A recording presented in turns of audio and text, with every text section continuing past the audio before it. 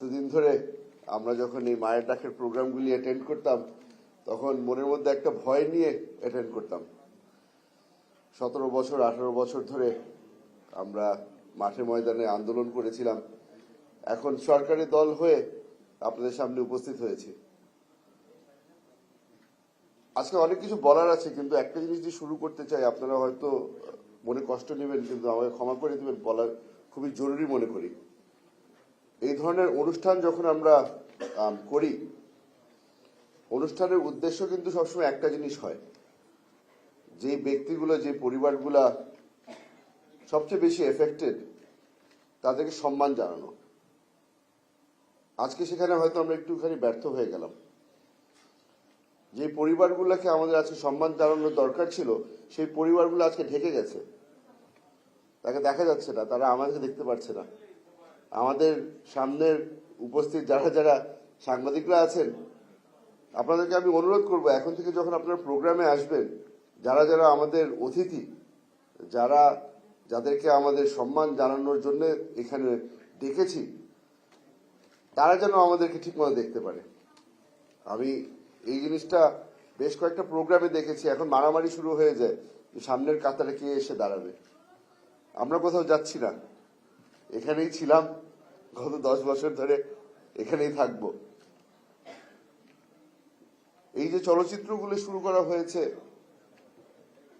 এটা খুব সুন্দর একটা উদ্যোগ।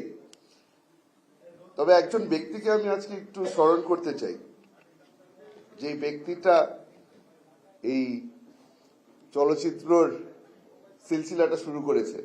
আমাদের উপদেষ্টা সাহেব ছিলেন, উনি মোস্তফা সরওয়ার ফারুকী সাহেব। আপনারা হয়তো দেখেছেন, গত 1.5 বছর ধরে অনেকগুলো শর্ট ফিল্ম করা হয়েছে, গুম নিয়ে অনেকগুলি করা হয়েছে, আয়নাঘর নিয়ে করা হয়েছে। উনি একটা সিরিজ শুরু করেছিলেন, দি আয়নাঘর ফাইলস, আপনারা হয়তো দেখেছেন।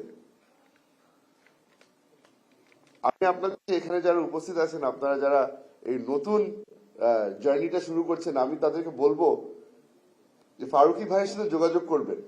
কারণ উনি যে কোয়ালিটিটা দেখিয়েছিল, ওই কোয়ালিটি যদি আমরা মেনটেন করতে পারি, ইনশাল্লাহ এখানে যারা উপস্থিত আছেন তাদের সামনের জার্নিটাও সুন্দর হবে। আমরা ইতিহাস যেন ভুলে না যাই। আমাদের খোকন ভাই অনেক বছর যুদ্ধ করেছেন, মাঠে ময়দানে যুদ্ধ করেছেন। আজকে আমার সৌভাগ্য দুজন ব্যক্তির সামনে আজকে বক্তব্য রাখতে পারছি, যারা আসলেও আমার জন্য ব্যক্তিগতভাবে একটা ইন্সপিরেশন হিসেবে কাজ করেছিল। প্রথমে তো হচ্ছে কি, আমাদের মাননীয় মহাসচিব সাহেব মির্জা ফখরুল ইসলাম আলমগীর সাহেব। আপনারা টিভির পর্দায় অনেকবার দেখেছেন, যখন আমার দলের উপরে সবচেয়ে বেশি নির্যাতন চলছিল, সামনের কাতারে উনি গিয়ে আমাদের জেনারেল হিসাবে উনি আমাদের জন্য লড়াই করেছিলেন। আমাদেরকে উনি ইন্সপায়ার করেছিলেন, যখন এমন একটা সময় কেটেছিল যে আমরা মনে করেছিলাম যে আমরা ধ্বংস হয়ে যাচ্ছি। তার সাথে সাথে আরেকজন ব্যক্তির কথা না বললে হয় না, শহীদুল আলম স্যার। যখন বাংলাদেশ একটা মোড়ে চলে এসেছিল, যে আমরা মনে করেছিলাম যে যেই বিগত সরকার ছিল, যে ফ্যাসিস্ট সরকার ছিল, তারা হয়তো পুরো দেশটাকে কবজা করে ফেলেছে, ইন্টারন্যাশনাল মিডিয়ার কাছে শহীদুল আলম স্যার বাংলাদেশের কথা গিয়ে বলেছিল। এই ব্যক্তিগুলো খালি আমাকে না, পুরো একটা নতুন জেনারেশনকে ইন্সপায়ার করেছিল। এই ইন্সপিরেশনের কারণেই হয়তোবা কিছুটা অবদান রেখেছিল এই জুলাই যোদ্ধাদেরকে ইন্সপায়ার করার পিছনে। ধন্যবাদ জানানোর কাজটা শেষ করলাম। এখন ফিরে আসি এই আয়নাঘর নিয়ে। আপনারা সবাই জানেন, অনেকবার শুনেছেন, বারবার করে একই জিনিস বলতে হচ্ছে, কিন্তু একটা জিনিস আজকে আপনাদেরকে বলি। এই নারী দিবস যেহেতু আজকে, কিছু ব্যক্তিকে সম্মান জানানো খুব জরুরি মনে করি। আমার স্ত্রী, আমার মা, আমার বোন। এই ব্যক্তিরা যদি আমার পরিবারকে ধরে না রাখতো, আমার পরিবার ধ্বংস হয়ে যেত। এরকম অনেক নারীরা আছে অনেক পরিবারের মধ্যে যারা পরিবার ধরে রেখেছিল। ওই আমরা যখন ফিরে এসেছি তখন আবার তারা পিছনের কাতারে চলে গেছে। কিন্তু আজকে আপনাদের সকলের সামনে বলে দিতে চাই, তাদেরকে আমরা কোনো সময় ভুলবো না, তাদের অবদান আমরা কোনো সময় ভুলবো না। আমার এখনো মনে আছে, আমি যেদিন বের হয়ে আসি তখন বাজে প্রায় ভোর 3টা। দরজা খুলে আমার মা যখন আমাকে প্রথমবার দেখলো, আমাকে জড়িয়ে ধরে প্রথম একটা প্রশ্ন করেছিল, বাকিরা কেমন আছে? আমার মা আমাকে দেখে খুশি হয়েছিল যে আমি জীবিত আছি, কিন্তু মনের মধ্যে একটা প্রশ্ন রয়ে গিয়েছিল যে বাকিরা কেমন আছে।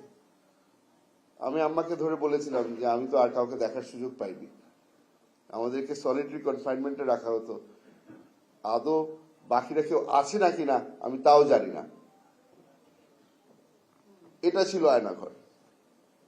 যারা যারা আয়নাঘরে গেছে তাদের বাইরের দুনিয়ার সাথে কোনো কানেকশন ছিল না। বাইরের দুনিয়া তো অনেক দূরের কথা, যেই জগতের ভিতরে ছিলাম পাশের সেলে কি হচ্ছে সেটাও আমাদের জানার সুযোগ ছিল না।